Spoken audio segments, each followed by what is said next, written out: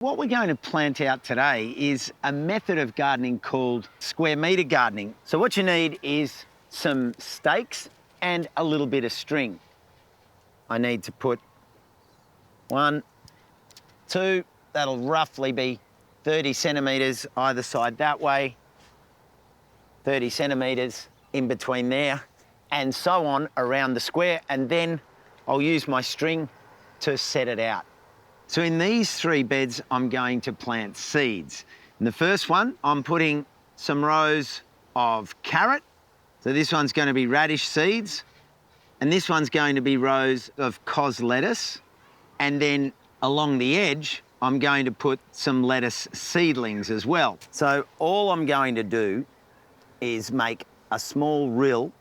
And when I put the seeds in, I'm putting them in fairly liberally. And as time goes on, they can always be harvested and thinned or just cut out.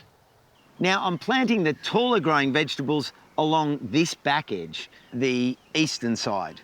The reason for that is that I don't want them taking up and shading the sunlight on the rest of the vegetables. So in this case, in this back grid, I thought I'd put the silver beet. We've got one red leaf variety and your normal. If you want to attract pollinators to your garden, what better place to plant flowers than right in the centre to draw them in?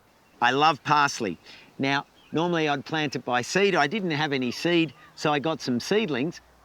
In my final grid, I've decided to fill the space with even more lettuce seedlings to make sure I have enough to keep re-picking through the season.